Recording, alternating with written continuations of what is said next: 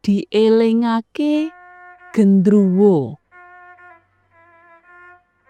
Udakara taun 80-an, kahanan ing desaku isih peteng ing wayah bengi. Awit durung akeh sing pasang listrik. Beda adoh karo jaman saiki. Prasasat kabeh wis padha pasang listrik lan sadalan-dalan padha dipasangi lampu listrik ora ketang mung 5 watt. Nalika semono anak-anakku isih cilik-cilik. Anakku 4 lan siji-siji ya durung ana sing sekolah. Yen kelingan menawa duwe anak cilik-cilik iku repot lan rekoso, aku mesti ngundomono bapakne bocah-bocah. Kena ngopo mbiyen ora ngidini melu program KB.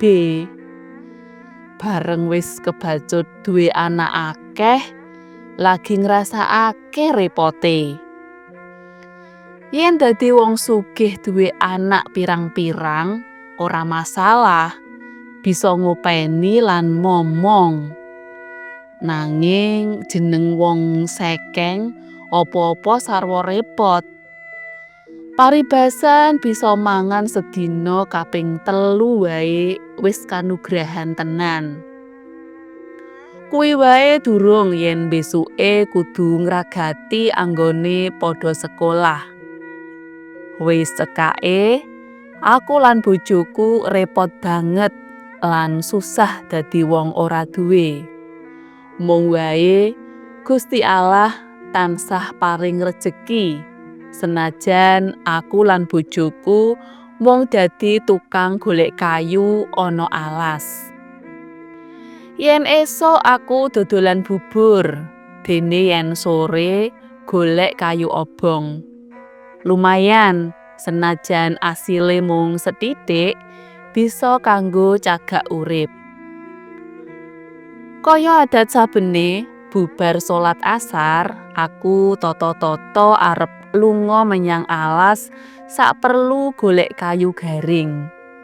Dene bojoku dina iku pilih lungguh ana ngomah sinambi momong bocah-bocah.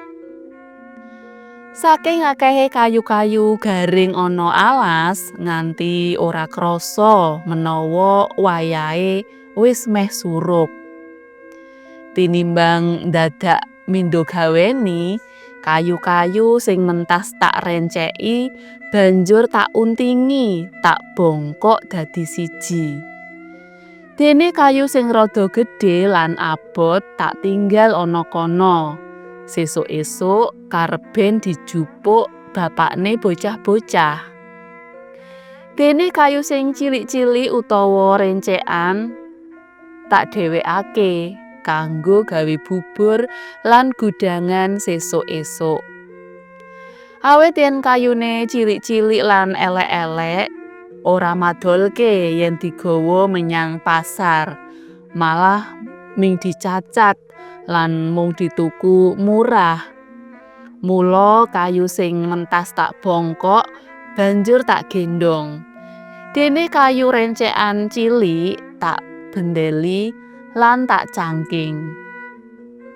Dilalah, lagi wae arep mlumpat kalen, dadak ana ula gedhe sing mlungker nyegati lakuku. Nanging narika arep tak singkiri, ngerti-ngerti ulane wis ilang. Githokku dadi mrinding. Gek-gek ula gedhe mau ula daden-daden. Awit wis akeh tangga-tanggaku sing jare wis nate diwerohi ula gedhe. Durung ilang rasa wediku, aku krungu wong elik-elik. Ayo, ndang mulih. Iki wayahe wis maghrib. Swara mau cetha banget asale saka kidul. Mula aku banjur noleh ngidul. Upama sing elek-elek mau kebeneran tanggaku, yen aku ora semaur mundhak diarani wong angkuh, dielekake mung jublek wae. Aku ora gagas maneh swara-swara sing tanpa wujud. Mbok menawa wae sing aruh-aruh aku mau tanggaku sing kesusu njur cekat-ceket mulih. Nanging swara mau bali tak rungu maneh lan cetha banget yen sing ngelikake mau mung cerak wae. Ndah mulih kono. Iki wis maghrib. Dielekake kok ngeyel. Aku bali noleh menyang kidul. Mbok menawa isih ana pawongan sing kebeneran durung mulih saka alas kono lan sisandene kanggo kanca mulih. Jebul swara mau asale saka wong sing ngadeg, gedhe dhuwur lan rambuté diwut-diwut. Apa kuwi sing jenenge gendruwo? Kaya critane wong-wong ing desaku. Ngono batine atiku karo sikilku wel-welan. Tekan ngomah, bojoku sajak gumun nyawang praupanku sing pucet lan awakku isih gemeter. Mula bojoku gage-gage ngulungi wedang putih sing wis cemawis ana dhuwur meja. Bareng wis ngombe wedang putih, aku lagi bisa cerita yen mentas diweruhi gendruwo. Gendruwo mau sejatine duwe karep becik lan ngelekake aku supaya enggal mulih jalaran wayahe wis surup, wis maghrib. Nanging gandeng rupane medeni, mesti wae aku keweden lan kamigiranen. Rong dina sawise kedadian mau, aku ora wani lunga menyang alas ijen. Anak-anakku tak titipake simbok utawa simbahe bocah-bocah. Dene aku lan bojoku lunga menyang alas golek kayu garing. Kejaba cepet entuk akeh, ana sing tak jak omong tinimbang mung ijen. Bareng wis dibongkoki kayu kasebut diusungi bojoku lan digawa mulih nganti ambal-ambalan. Dene aku ditinggal ana alas ijen karo nguntingi kayu rencekan sing cilik-cilik. Aku lali menawa wayahe wis meh surup lan bojoku isih bali ngusung kayu sepisan maneh. Ngerti-ngerti kayune wis diusung bojoku lan aku ngetutake ana mburine. Nanging aku rada sujana awit bojoku mau mung meneng wae, ora caturan lan lakune rekat banget. Nganti aku kepontalan anggonku nututi. Tekan ngomah kayune njur dibrukake ana latar lan cengkelak lunga. Bareng tak toleh wis ora ana. Aku mau arep bali menyang alas, nanging tole nangis. Mula aku mung trima ngenteni kowe ana ngomah. Lho, mbokne, mosok kayu semono kok usung ijen?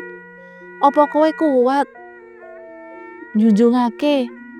Lho, kayune kok wis mbok usungi kabeh? Dadi kono wis entek to mbokne?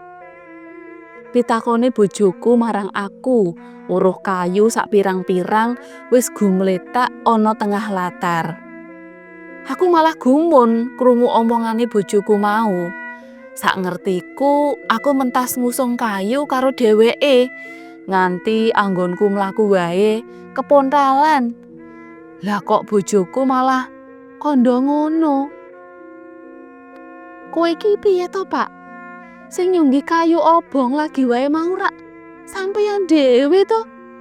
Lah kok takon mangkono? Aku kandha mangkono sajak gumun. Lho, aku awit mau ora bali. Aku malah momong sithole. Aku mung ngusung kayu obong ping pindho lan ora pamit kowe. Bojoku semaur kanthi tenanan lan ora gawe-gawe. Batin atiku, njur sapa sing ngusung kayu obong karo aku mau? Apa gendruwo sing mentas ngelekake aku winginane lan membo-membo bojoku? Upama wong mau gendruwo sing membo-membo bojoku, pas banget. Awit ora gelem caturan, ora gelem noleh, lan mung nguncluk tanpa mikir aku wis nututi apa durung. Bareng prastawa mau tak critakake bojoku, dheweke uga percaya. Awit nalika golek kayu ijen lan kewengen, dheweke uga krungu swara wong aruh-aruh lan ngelekake supaya enggal mulih. Awit wayahe wis surup. Tangga-tanggaku uga padha crita menawa dheweke uga nate diaru-arui gendruwo lan dielekake supaya enggal mulih nalika dheweke nuju grep ana sawah cerak alas kono. Malah ana sing nate kepethuk gendruwo nalika ngliwati sarean kulon desa. Gandeng akeh kedadean nyolowadi ing alas kulon desaku, mula sauger jam 5 sore aku lan bojoku wis mulih anggone golek kayu garing. Sing baku aja nganti kliwat surup, awit ing wayah surup akeh jinis lelembut sing padha saba lan ngganggu gawe menungsa. Dene percaya lan orane, sumangga.